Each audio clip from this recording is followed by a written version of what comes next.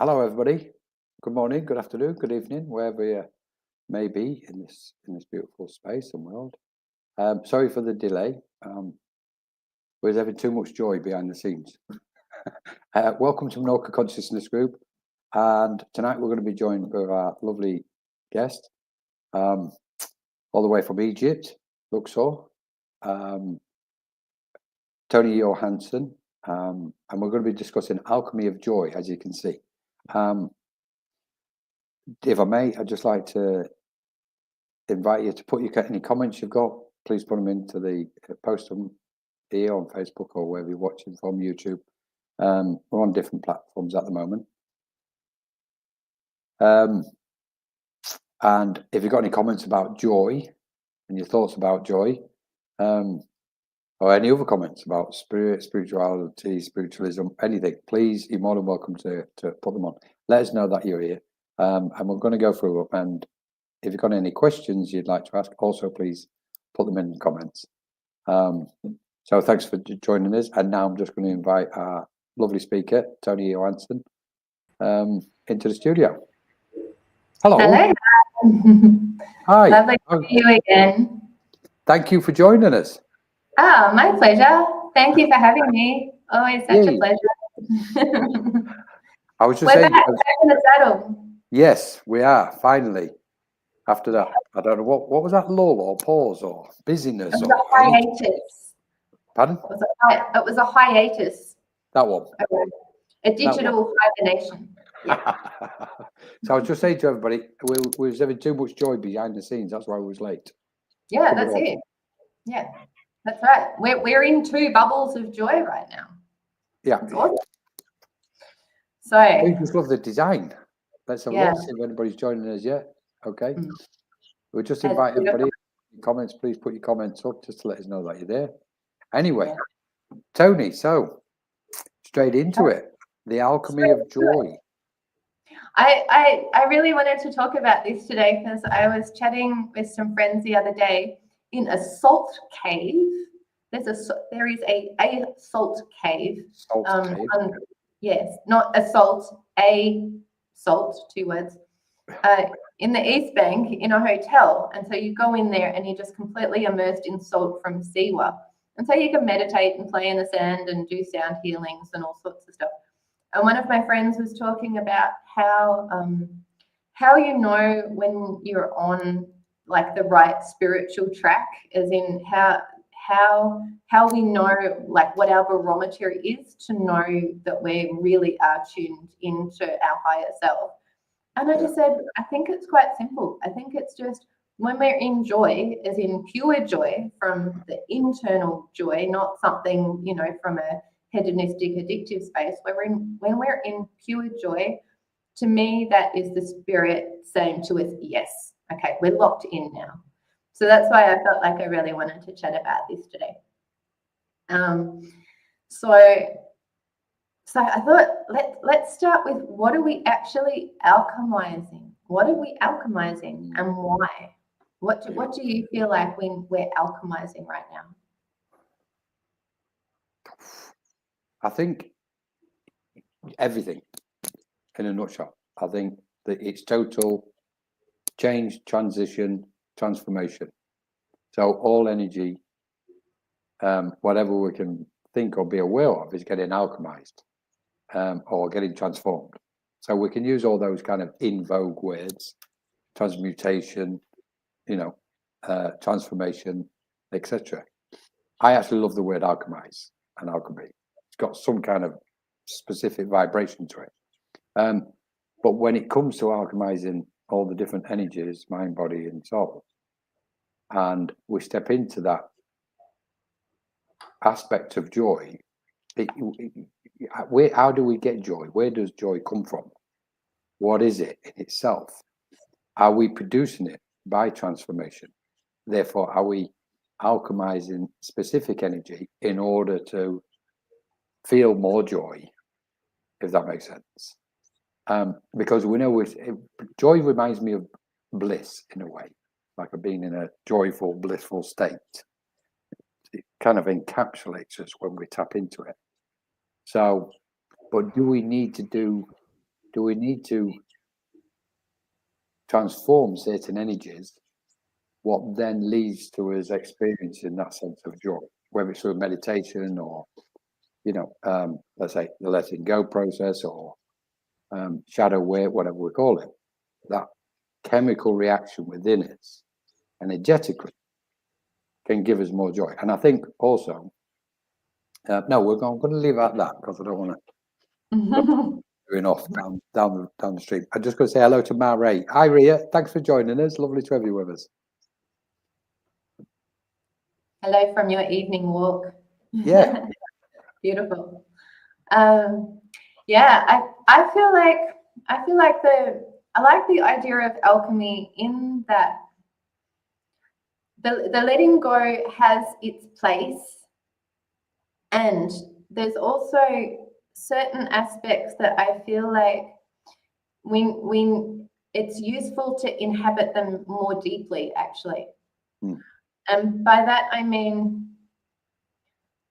instead of shedding something like a skin, if we're fully inhabiting something but shifting our relationship to the inhabitation of it, I feel like we can potentially generate a whole lot more transformational medicine through that, if you will. Yeah. And so to me, the alchemization, I keep thinking of, people used to say, like, you've got to escape the matrix. Yeah. You've got to get out of the matrix. Yeah. Right? And to me, it's about mastering the matrix. Learning to play the game. Yeah. First learning that you're in a game, then learning to play the game, and then learning to master the game, and then learning to write the game. But you can't do that if you leave the game. And I don't necessarily think that we're supposed to leave the game, because I don't think we would have come here in the first place if that was the case. So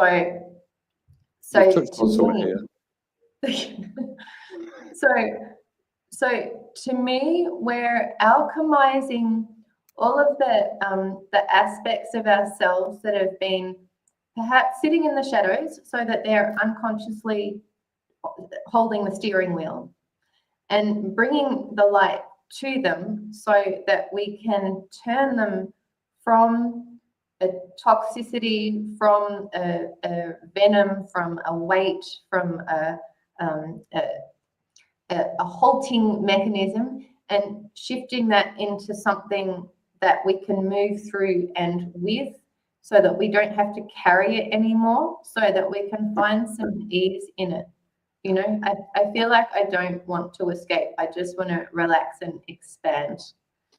And so to me, that's what the alchemizing is shifting our relationship to everything, so that we're still maintaining the lessons and the growth and the wisdom and the connections and the love and the understanding and the compassion and all of those things that come with our experience. But being able to take perhaps the trauma out of it, the shame, the guilt, the anger, all of those things that can really be draining and pulling on our energy and holding us into patterns, and transmuting those into something medicinal. Yeah, so totally agree. that they're feeding us and what we're bringing into the world. I agree, Tony. I love the way you've just described it as well and put it. The matrix aspect, the reason why I kind of slightly reacted to that is because I believe we are the matrix. Mm-hmm. I don't think the matrix is something separate. Exactly what you said, or similar to what you said, that we've got to escape it. We're it, and in my understanding. And once we accept that, then, as you said, we can play the game or we can utilize, etc. So we said, okay, let's have a look briefly at this moment. What is the matrix? Without going too far with it, because I think that's another podcast. You'll fall into the matrix. Yeah, that's right. Yeah, I might fall into it. So binary code will start coming down in front of our bubbles. Neo. I can't see. I think we are the matrix, and the reason being is because there's a stream of, we can say stream of consciousness, but there's a constant stream of energy, which is what we are. We know this. We know we're this form, formless, and beyond them, both of them. But we know, in essence, it's energy, and there's a flow of energy. And therefore, if we're looking at what we refer to as the matrix as a separate aspect, we're missing something. We're detached from a reality which I believe we shouldn't be, because we are the reality of it. And it's learning how to work with it and utilize it, which means, I mean, as an instance, throwing something in, I believe the chakras are made up of a matrix, a grid, so to speak, a vortex created from a vacuum. And that vacuum, when it's viewed in with a certain perspective, reveals itself to be some kind of grid-like form, and it's a flow of energy. So we can say the etheric body is like, they call it literally the etheric web, which then starts going on to ether and the Akash, etc.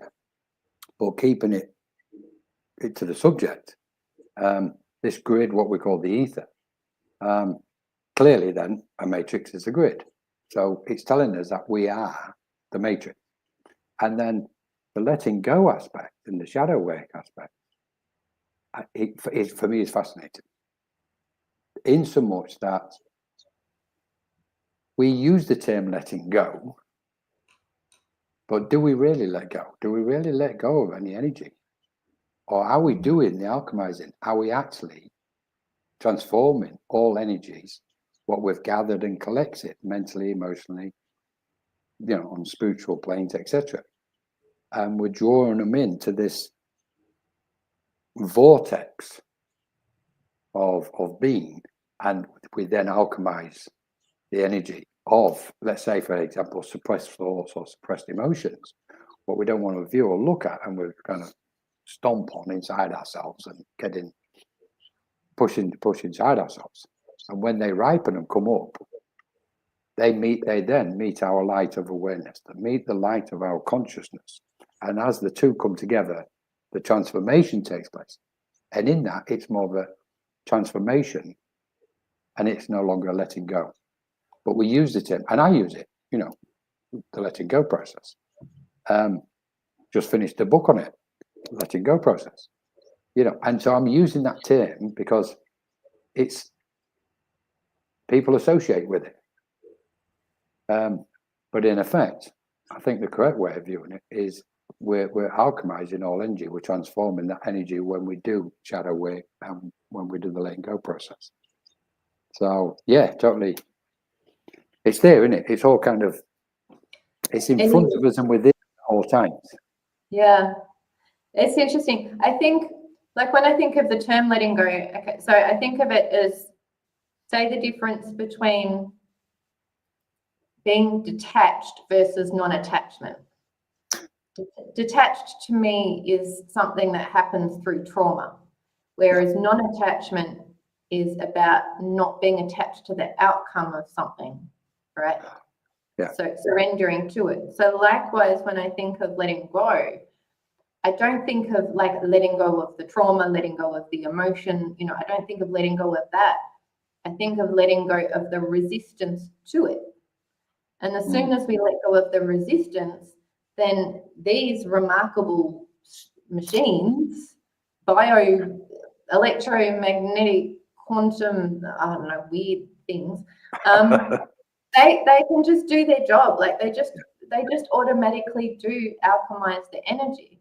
Yeah. But we need to like let go of the restraint and the holding on to and the patterns and the stories and the anger and the blame. Like those are the things to me that we need to kind of release in order to let our bodies like fully alchemize the energy behind it. And so those aspects that potentially is then the bit that we sometimes need assistance with, because our identity, our ego can get very, very caught up in all of the stories and the blames and the hurts and the struggles and like all of the wrongdoings. And so by doing that, we're then reinforcing the energy that comes from them. And so in shedding those stories and just deciding to associate with something else and give ourselves some space, or even not associate with anything else, just simply being in the void, and just give our bodies the space that they need in order to be able to break that stuff down. And I just think, in the earth, she alchemizes everything. It doesn't matter what you give her, almost. She will eventually break it down and turn it into something new. So there's no waste. The earth doesn't create any waste. There's nothing that she proverbially throws out in the garbage, because it all just stays in her.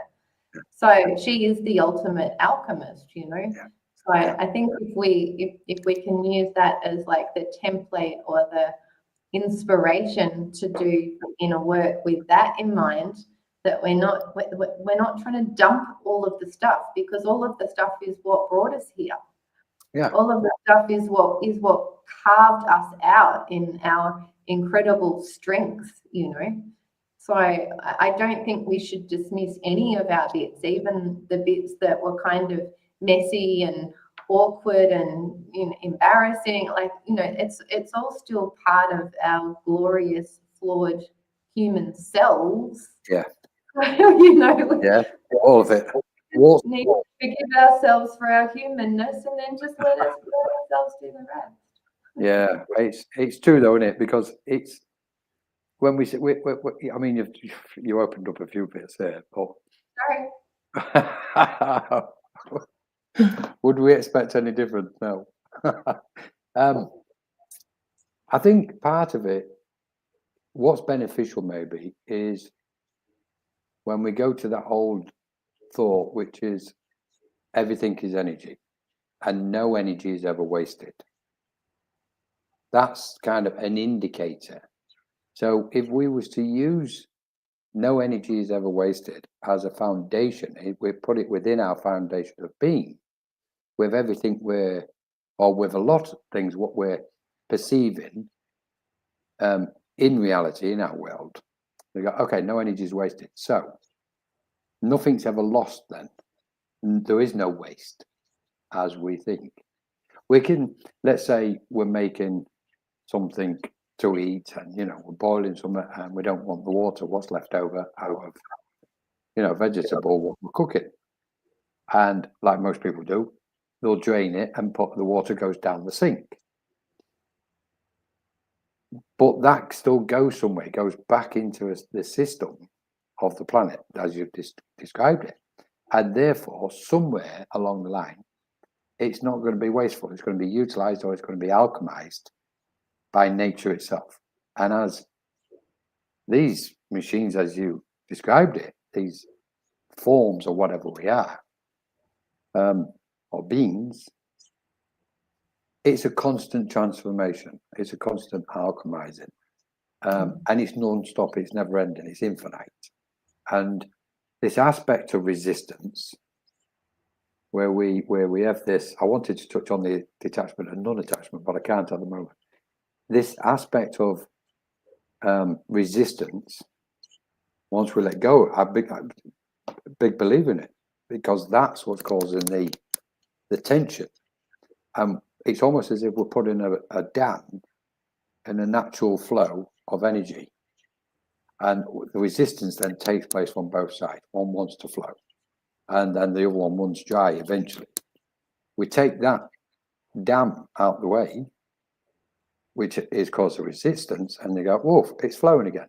And then we don't have to perceive it as negative aspects of hurt and pain and emotions, etc. We can start then looking at it as a natural flow of nature. They just happen to be what we, in a human construct, refer to as hurt and pain and painful, experiences, what we've encountered. And it's only got the gravity on that to what our mind gives it, to what our being gives that sense of gravity. If we go, okay, which we've all experienced some degree of hurt or pain. And it's like, well, I'm not going to suppress this. I'm just going to let this flow through me. You know, that old saying, feel the fear and do it anyway. It's like, let it flow through us. And moving towards this aspect of joy, I think joy is lacking when resistance is in. Because once we've removed the resistance and the natural flow of energy, whether it's mentally or emotionally, whichever way we perceive it, once the natural flow is in place, an aspect of that natural flow is joyful. That's where we kind of find that sense of joy. Because we know the more we, and I'm going to use a word I don't want to use, but I'm going to have to, the more we suppress the things we don't want to look at and we don't like, what we consider that we don't like, the more we do that, the more difficult it is to live in joy. And I'm a big believer, really, I think it's one of the major things. With this change, what's taking place globally, what we know, cosmically, whatever we refer to it, but because of this change, or what this change is bringing about, I think it's so important that everybody who's walking this path or the journey after their, we call it awakening, after that event has taken place and they start this new level of understanding and being, it's so important to take joy with you and feel it in every moment of the path, whether it's on the highs or the lows. Somehow train the mind to a certain degree, and often not train the mind because that can interfere with things, but feel the joy in every moment we possibly can on this spiritual path, if we're calling it a spiritual path, but on this, you know, cosmic awakening, so to speak. Because I think many, and what I see and I hear, many people, when they're describing things on the path, for them, it's almost as if it's very painful for them. And, you know, the dark night of the soul, and it's woes and negative aspects. And sometimes it's like, I kind of want to reach out to them and say, don't focus on that. It's there, it's present, just let it flow. Focus, let the joy come up, let the joy ripen inside you. Because this path is supposed to be, not just the path. We're joyful beings. We are beings of joy itself. And I'm stopping at that point again.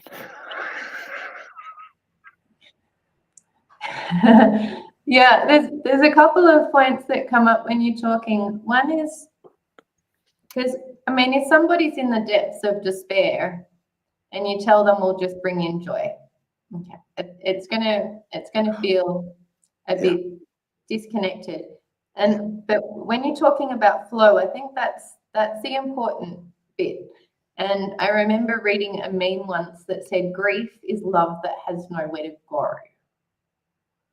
And I just found that so poignant. And I think, you know, how many people just end up becoming toxic with bitterness and sadness and despair to the point that it almost turns their blood to black oil, you know, like that hit of despair. And I think it's what happens when we just stop and barricade ourselves up. And I think of, you know, those beautiful flowers, the peace lilies, the huge big lily flowers. Yes. And they're so sweet, right? But how quickly do they become old, and how quickly do they putrefy? And if you don't put them out in the garden to rot properly, wow, that smell is phenomenal, right? And I feel like that's what happens with us when it's not even necessarily negative emotions. If just anything becomes stuck, even emotions of joy, if we constrict and hold onto them out of fear of losing them, it creates the same dam, you know. So that's where the non-attachment comes into it. just being able to release anything and everything, so you can be in the present moment with it, in gratitude and in full presence and acceptance, but without grasping, because the grasping halts it and can make even the sweetest nectar turn to venom. Yeah. You know, and I feel like I want to talk also to the aspect that, you know, we are talking about the alchemy of joy in a time when we're still in a world that hasn't, just awful amounts of, like, really dreadful things are happening to people. And why is joy so important in that moment? Because if all of us just fall into despair, we're just feeding that global beast. And I feel like it's our responsibility, those of us that have the luxury of having at least enough safety and comfort around us to be able to give ourselves the space to be able to tend to this, because not everybody has that. Yeah. You know, people that really are still in fight or flight constantly and just not knowing if they're going to wake up tomorrow. Yeah, they're not going to have the space for doing the inner work. So those of us that have the luxury of doing the inner work, I feel like it's our responsibility to do that and to inject that joy into the world, so that via osmosis we can bit by bit just try it, you know, just like the drop in the ocean. Yeah. Okay, a drop in the ocean isn't much, but hundreds and thousands and millions and trillions of drops can start to affect some change. So, you know, being absolutely grateful, you know, there, but for the grace of God goes I. Well, that is how we find joy. And joy doesn't have to be happiness. Yeah. You know, joy to me is the gratitude that, I'm still here. I've still got food. I've still got running water. I've still got my beloveds. I've still got a roof over my head. I've still got gorgeous people around me. I've still got my ability to have a voice. I mean, we have so much to be grateful and joyful for. And I feel like we just need to put that energy out into the world as much as possible. Like that is our medicine to the world. If everybody collapses, then we don't do anybody any good, you know? So I feel like I just needed to tend to that bit. No, I agree again, Tony. It is a dilemma. You know, it can be a dilemma, because we see and sense, and we've got to talk realistically, in so much that we're aware that there is suffering taking place. For me, grotesque suffering. I mean, this goes down to such a deep, dark depth. It almost defies human consciousness, what's taking place on the planet. And where I definitely 100% agree with you is this aspect of, if we was all to sink into that, then it's game over for all of us. And those what have got the opportunity to, in its most simple, basic form, shine their lights, and including sensing joy and bliss and happiness, that's emanating, that's going out around the space of the planet, and that's counteracting that other side of energy. And I've always said this, whether it's understanding, belief, knowledge, I don't know what it is, but it's a thought which I hold dear. Light is indestructible, and there's a multiplication factor to light. And we know there's a light shining on the world at the moment. We know, specifically due to this cosmic shift, which is taking place. There's absolutely no question and no doubt we are not going through a cosmic cycle. And those what are, and I will use the word awake, so whether that disturbs somebody or not, I'm sorry, but when I say awake, their mind, their psyche, consciousness has expanded, moving away from the 3D reality to the 4D reality. That light is so much brighter than the containment of the 3D world what we've been living in. And it's that light what's changing everything. So we've got these pockets going on around the world at the minute where there's what can be referred to as the darkness and despair.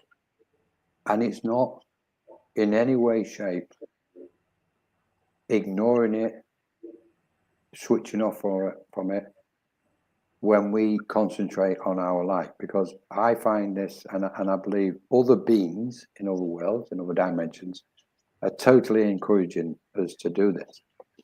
There may be something happening in the part of the world, but you've got to maintain your light. You've got to keep your light up. You've got to keep your mind up. You've got to keep it clear. And in so much that those frequencies and vibrations will naturally, we don't have to send it out. It's lovely that some people do. But those vibration and waves of energy will, by its own very nature, are shining around in the environment where it existed in, i.e. this world or this plane of existence. And this is where the game changer is, because we're seeing, it's almost like if you're living in joy and happiness all the time, it's like, well, you shouldn't be because there's people suffering. Well, I'm going to say it, I've carried that for 35 years since my awakening. Every moment I carry that. I'm aware of it. I'm conscious of it. And I think those who are genuinely and sincerely practicing the path of their own light and evolution, they also feel that, and or each one of us want to do something about that in to the depth of our souls.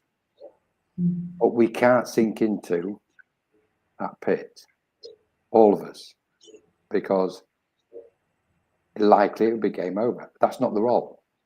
You know, we've each got a role to play. And if joy can help in any way, shape or form, then that's priceless. And it's such an infectious thing as well, you know. You know, it doesn't take much to just, you know, have you ever just like been walking down the street and then just someone just turned around and just looked at you and just smiled at you with just such openness and warmth, you know, like just that tiny little bit of connection, it can just knock you out of anything, right? Yeah. And I remember watching a TED talk with Amanda Palmer, and she was talking about her pre-music days when she was working as a living statue, and she was dressed up as a bride, and she was on a pedestal, and so people would give her coins, and she just had like a little bunch of flowers, and she'd just give somebody a flower and just look at them. And she said that the sheer medicine of it was just extraordinary.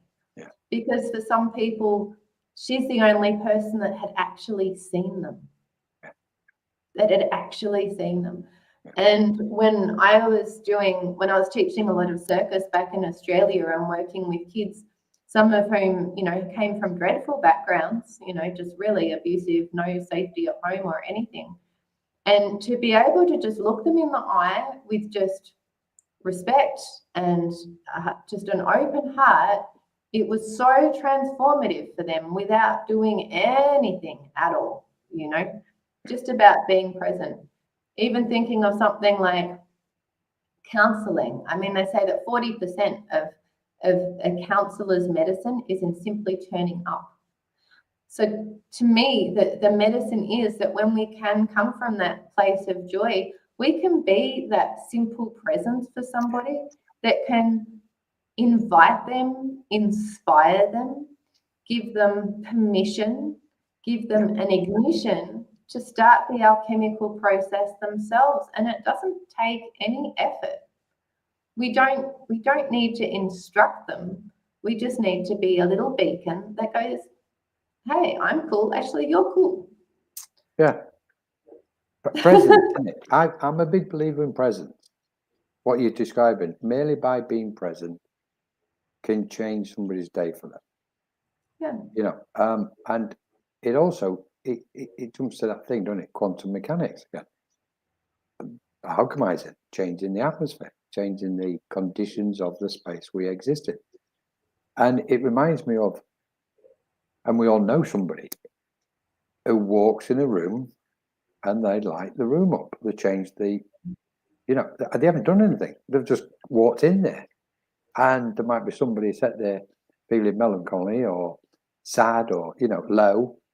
And it shifted their field of energy just by being present. And we all know somebody what's done it. We've seen it, we've witnessed it. So when we're alchemizing, it's likely we're alchemizing without being conscious of it most of the time. You know, and we don't know how much we affect other people. Exactly. You know, how often do you find out that, you know, just that one little thing that you said to someone all those years ago, you can either make or break somebody in an instant, and you might never ever know about it. Yeah. So if we can give ourselves the space to be present, we can also give ourselves the space to be a little bit self-aware of, you know, what kind of energy we are giving out to people. Yeah. But you know, I think of comedians as well, right? I mean, talking of alchemizing things, what a strange kind of phenomenon is it that you know, comedians, you know, will just jump straight in on current affairs and turn something inside out of it. That Yeah. it is usually alchemizing. And I've been watching Matt Rife lately. Right. And the first few times I saw him, I just went, oh, this is awful. Because he just works the crowd, but just picks the shit out of everybody. And they love it. It's like he's like the anti-venom to everything being super PC. And it's just hilarious. And you know, it's all like super R-rated, but it's full of like 70, 80-year-old people. Like everybody just loves it. And they keep turning up to see him. They keep turning up. And I think they're all like, you know, smashing each other trying to get the front row seats. Like, pick me, pick on me, pick on me. It's really interesting Putting themselves up for it. psychology that is so incredibly popular. I think we're at the point where obviously more and more people are becoming aware of the truth and the next level of truth, or the next vibration of awareness of truth. And that in itself is, again, changing the game. Truth is an interesting one for me, in so much that truth is always in accordance to an individual's perception of it. And that's why we've got so many truths on the planet. There's a common theme in there, and that is the truth. But previously, we wouldn't have known what was going on in so many areas. We was born into a system with a certain nature. Now that's changed. Now we're starting to understand this alchemizing aspect of, and the transformation, and the joy and love and enlightenment which is bringing as a direct result of recognizing that we are constantly changing energies. Change is constant, we know this. And I think somewhere alchemy is in that statement. Change is constant. Because that statement on its own makes a reference to alchemy. Previously, it was all, you know, transforming base metal into gold. You know, and it was like people were like, what does that mean? You know, just skip forward 20 years, and the word alchemy now is like, okay, I've got it. I'm twigging. You know, and it's like, this is, wow, is it happening now? It's like, yeah, it's taking place right now as we're sitting here on so many levels. You know, and then going back to the aspect of joy and the different areas we find and sense the vibrations of joy, I think is big. As an example, on some occasions I'll just skim through, you know, Facebook posts and reels or whatever they're doing. I don't know, And what's absolutely startling is every culture, and I'm talking about humorous clips and reels, every culture around the world in every nation, there's jokesters coming up with some weird, ridiculous thing, and there's 1 million hits, 2 million views, or whatever, and they've got people in stitches. They're laughing their heads off. And I sit there sometimes and I think, look, this is who we are as beings. We're supposed to be laughing. We're supposed to be joking. We're supposed to have humor. We're supposed to feel that joy. That is us. It's almost, in a way, almost defies belief that we're going to have a debate, not a debate, a chat over joy, because it's one of the most natural things to us. And there was a clip, what I watched. I'm giving some of my secrets away. I watched a clip a few days ago, and it was a water fight in Slovakia. And there was a guy from one side of the road and a guy from the other side of the road. And they both run at each other with buckets of water. Okay. And then one of the wives come out with the hose pipe and she's spraying, protecting her husband sort of thing. Then the other guy comes over and he starts getting it. And it's just this like 30-second clip. And it's very rare I comment on anything. I thought, I've got to, because this is like, and it's a done thing in Eastern European countries and other countries as well, in at a certain point through spring or something, I don't know, they have a water. But I made a comment. And I thought, this is how we're supposed to be as a species. So I put this comment on, it's like, joy, and I use the word joy. Fun, laughter, and joy. Especially as adults, I finished it off with. So I use the word joy, I use the word species and adult. I don't know which one triggered who. It's just had 1,500 likes. And I'm like, are you serious? Are you actually, you've got to be kidding me. I mean, the actual video has got something like 15 million views. And the thing is, what happened on it, well, the point I'm trying to come to is there was so many comments, what was coming from a sad, almost depressed, negative, perspective. Or think of all the water that's wasted. Think about it, and there were so many. So I'll put this comment, I thought, because I just switched off anyway, put this comment on. And all these people started liking it. And then I started getting comments. Like one guy, oh, I'm pleased you've seen, the good side, the funny side of it. So I responded and I said, look, we've got a choice. We can either see the negative in everything what we view in life, or we can see the positive. And I just put, I choose to see the positive. That's where my mind is. So, and I left it at that. And I thought, this is what we're on about. This is the crux of the matter, isn't it? It's how we perceive things. And joy is one of them. We can either spend our days feeling low and overwhelmed by life, and I totally, deeply, profoundly respect that and that mind, and 100%. And you're not going to feel like joy when you've lost all hope, or when you think all hope has gone. There is joy is out the window, and sometimes we know we don't want to hear somebody talking about be joyful. We know that. It's like, get out of my face, I don't want to hear it, sort of thing. Leave me to my, suppressed state of mind, sort of thing, to look at my outfit. But I think we're at a point where we can help one another by bringing this up a lot more, lifting people up, supporting people. And the last thing on this is we really do have a choice. I perceive the darkness I perceive the darkness in the world on many levels, because it's not just on this world. I perceive it on other levels, as we both do in our way. But I am damned if I'm going to focus on it all the time when I haven't got control over it to change it. And maybe that's the way it's supposed to be. But we haven't got control because we've got to sort this out. And the best way to sort this out is shining our lights and sharing that joy, what comes and ripens from that light within us. And I'm stopping there again. I'm just going to say hello to a couple of people. Barry, I've just seen Barry. Hi, Barry. Thanks for joining us.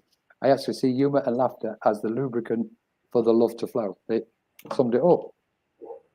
Exactly. Thank you, everybody. If anybody got any questions or you want to say hello, please say hello to us. We've got about 10, 15 minutes left because I know we're both going to get off. Yeah, to you, Tjoni. So the way that I see it is, yeah, laughter is, I like, Barry, that you said the lubricant. I see it as something similar. We need the laughter to kind of break up the energy. When you think laughter and crying, like really deep crying, they actually affect the body here in a similar way. It's affecting similar muscles. It's actually a release, and I think this is why so many people do end up doing a lot of comedy around actually quite traumatic events. It's a way that we can address things without it being too confronting in a way, and being able to just break up the tension around it, but still being able to bring it to light. So you know, some of the comedians I've watched over the years that are bringing up a lot of social commentary and stuff, a lot of people, they do it very, very well, and they can talk about the things that nobody else can talk about. They can get away with a lot more. And so I think that's a really great way to bring medicine in. Also, you know, I'm coming back to this idea of, like, you know, all of the traumatic events and war and stuff like that that's happening.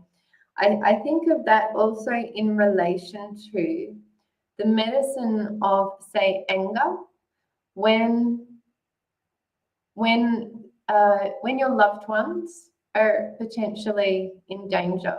And, you know, I don't think there's probably any energy in the world as strong as a mother whose own children are in danger. I'm not a mother. I've never had the the strength or the patience to go down that route. But, you know, the fierceness that I see in mothers that are needing to protect their young, whether from a direct threat or, you know, a potentially long-term one, is really phenomenal. And so the medicine in that is that it brings action.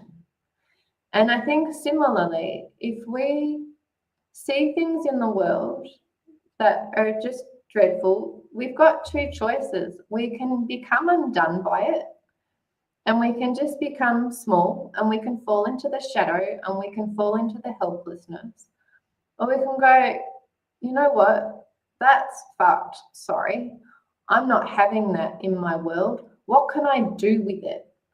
And maybe you can't have a direct influence over what's happening on the other side of the world or in a different country, or what's happening between major governing, you know, organizations. Like, perhaps we can't touch it at that level, but perhaps we can make sure that our children are well educated, that they are taught emotional intelligence, that they are given a voice, that they are taught about health, that we're tending to our friends and our beloveds and the environment, and making sure that we're helping to create an environment and a society that is better equipped to be enabled and to be strong from the inside out, so that it's empowered without having to power over other people. You know,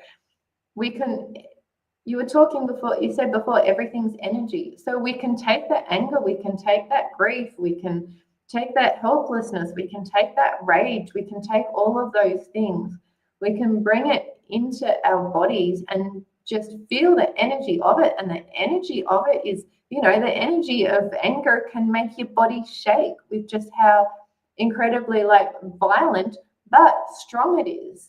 And then if we, you know, that can power us up.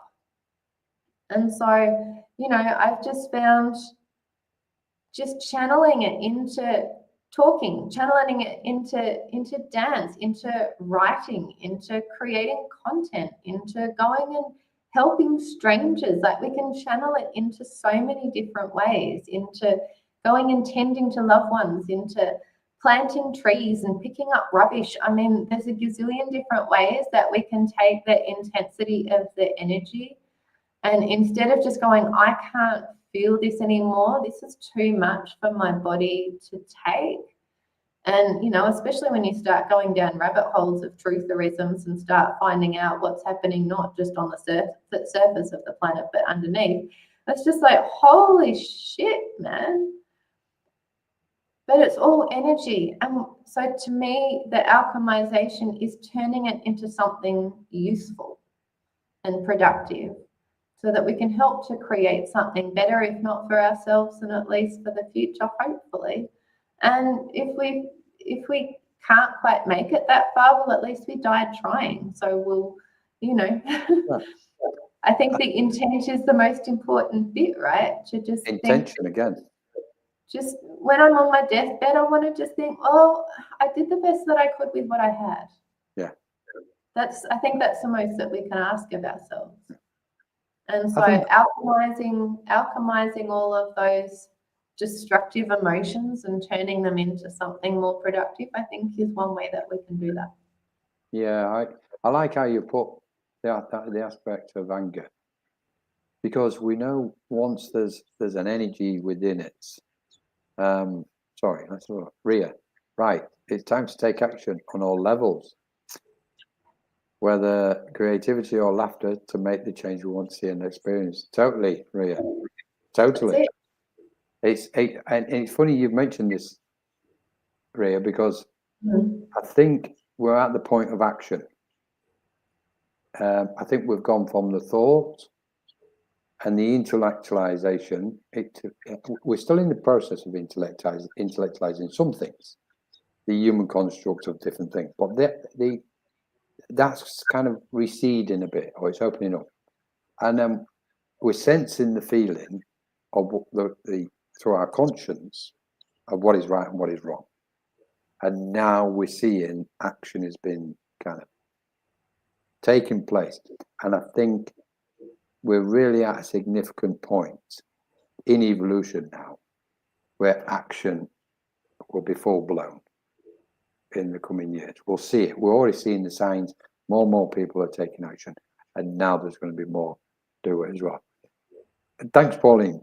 Yes, we can take all that bottled up energy and yes, get creative with it. Love that. This is it. It's so true, isn't it? It's like channeling it. You use the word.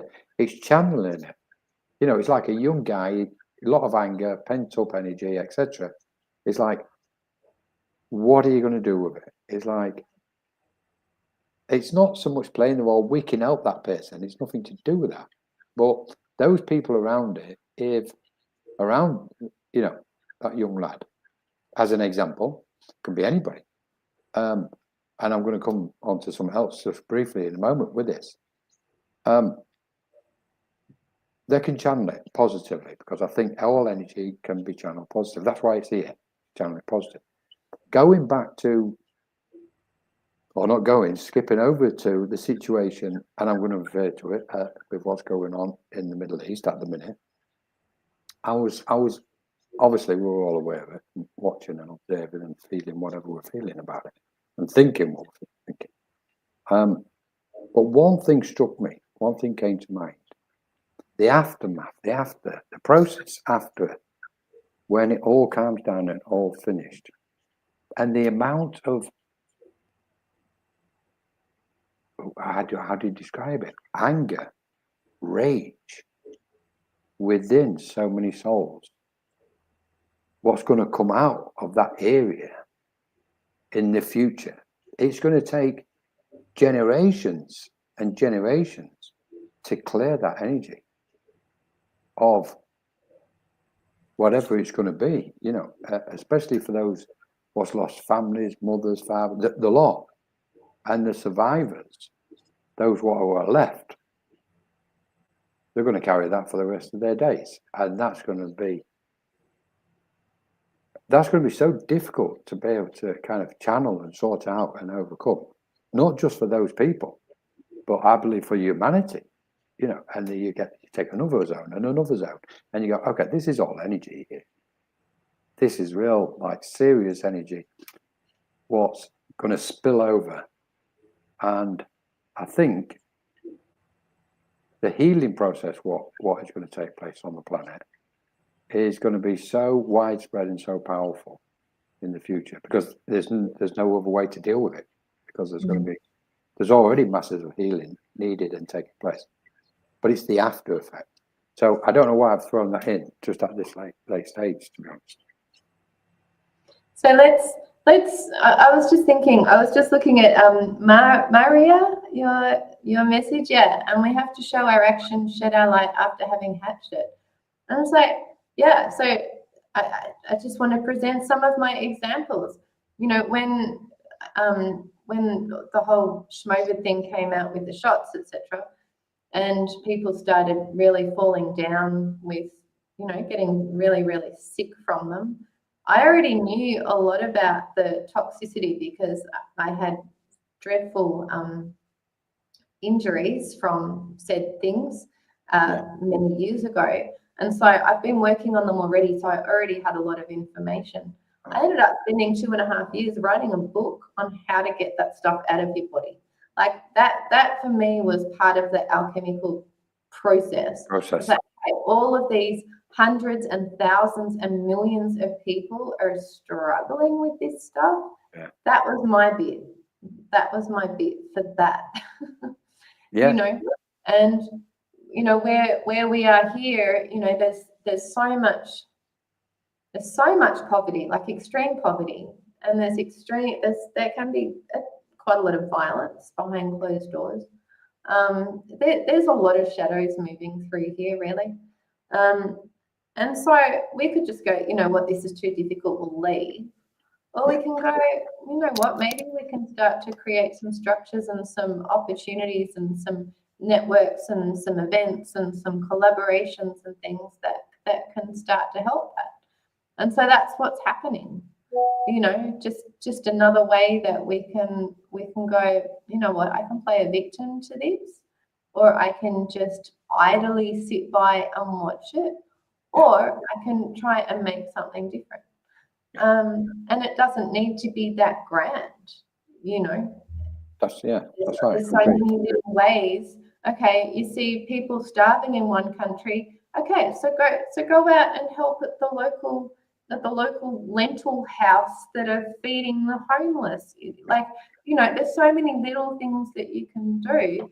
And there's just one thing quickly I want to touch on too before we finish up, which is we now have access to the entire world like that because of these things. This isn't normal. Before we had technology, we would have immediate access to our tribe. What, 200 or 300 people?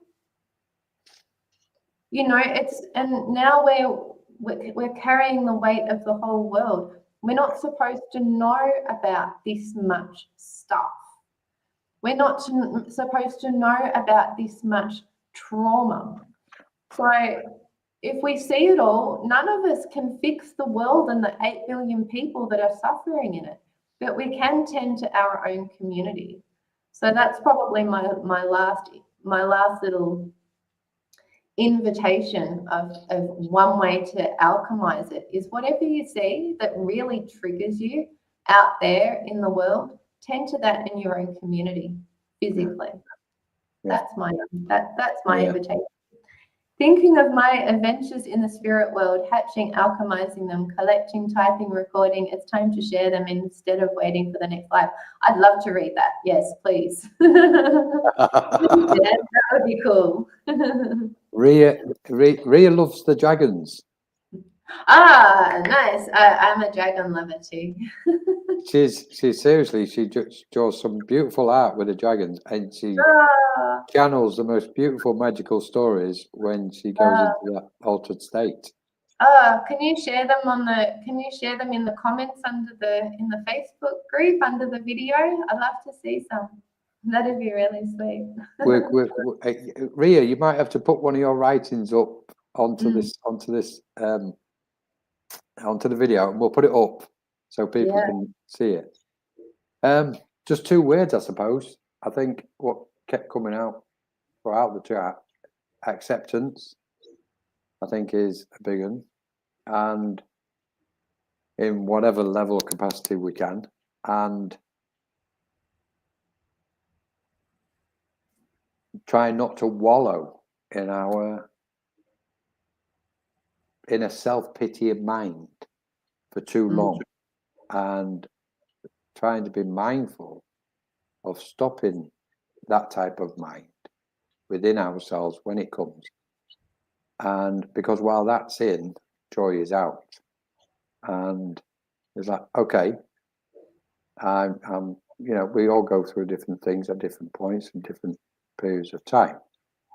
But what I'm seeing at the moment is a lot of souls, a lot of minds who are able-bodied, and I'm going to say it, especially in the West, with respect, wallowing in self-pity, and they seem to be doing it for long periods of time. And to try and encourage them, I would say, try and come out of that energy, that mind, as quickly as possible. And from that, we'll probably find we can feel some of that joy in their lives. So, but I'm going to leave the last words to you, Tjoni. Thank you, Crystal Moon. Pray for peace for all life on this planet Earth. I agree. Yes, totally. Every day I pray, may there be peace to all, may there be light to all, may there be love to all. I think, to me, the two key words are surrender and gratitude. And that is what brings me joy, is being in that space of those two. So yeah, that's it. Thank you so much. Oh, my pleasure. Thank you so much. Thank you. It's one of them, as always. We could have carried on for another 3 hours or days. Thanks to everybody who's joined us. Sorry, you're Tjoni. Time is an illusion. Of course. As always. So when's your book coming out? When's your book coming out? You've just finished a book on letting go. Oh, yes. Is that published? No, not yet. I've just got to I've got to get it proofread and formatted, and then it can get published. Beautiful. Look forward to it. So yeah, and it's all about letting go, the letting go process. A healing journey, it's called. Nice. I think at the moment. But tell us about what you've got coming up just before we go. What have I got coming up? Any specific events? What people can go for it. Speaking of joy, so this is what I like. I've completely just let go of trying to control stuff, because I can't. My life is a calamity and I'm just in a glorious mess. And so the latest opportunity that came in, so thanks to the blessings of some guests that have just arrived today, is we're putting on a Flow Arts Festival in Cairo on the 23rd and 24th of May. So I'm going to be teaching elemental flow, which is kind of my version of an ecstatic dance, free form moving meditation. And I'm going to be teaching a bit of circus, some spinning stars, and I'm going to be debuting as DJ ALKHEMI. DJ ALKHEMI. In front of the pyramids. In front of the pyramids. And we're going to be making a music video as well. So yeah, it's going to be super cool. That sounds absolutely amazing. This business of playing music on an evening, will it be on an evening in front of the pyramids? Because I always have this image of a certain music playing on an evening with the pyramids lit up in a certain way, and it's just a complete majestic spectacle. That's what. And it sounds like you're gonna, Pauline, sounds amazing. So if anybody's in the Cairo area, whoever listens to this, on the 23rd and 24th of May, make your way over and meet our beautiful soul, DJ ALKHEMI. I can't get up. Oh, I'm so happy. Yes. And of course, just to let everybody know, behind the scenes, Tjoni and myself, we're planning a series of talks. Mhm. So please watch out. We'll be making that announcement fairly soon, I think. Yeah. We're just kind of getting it all. Well, Tony's doing more to get it all kind of lined up and ready. And we're going to be covering lots of different topics and subjects under one umbrella, so to speak. Well, that's going to be a series of 7 chats, isn't it? Or Yeah, and I like the idea of doing a series because it means we can kind of deep dive a little bit more. So, yeah, I'm really looking forward to that. Me too. You remember the name of our first one? Coming to light. Coming, of course it. Oh yes, I'll beat please myself do over. yourself over. Yes. Yeah, the do portal, do I it. think. I have no problem. Oh my goodness! I don't think we should. I don't think we should announce that back pyramid thing. People will be firing away from around everywhere. Well, thank you so much to everybody for your gorgeous comments. It's a really sweet room tonight. I like it a lot. it. It is. Yeah, So, great. thank you, everybody. And thank you also to Eva Yes. for being the tech guru behind the scenes and putting us in these funky love bubbles. They're awesome. I mean, these I feel like I'm on some kind of game show, like as if I'm going to win £1,000 or something. You know, if I get it right, if I get the question right. Yeah, I love it. I love that background and the circles. cool. That's it. Thank you so much to everybody. Just quickly, tomorrow evening we have special thanks first to Pauline, who takes our daily meditations.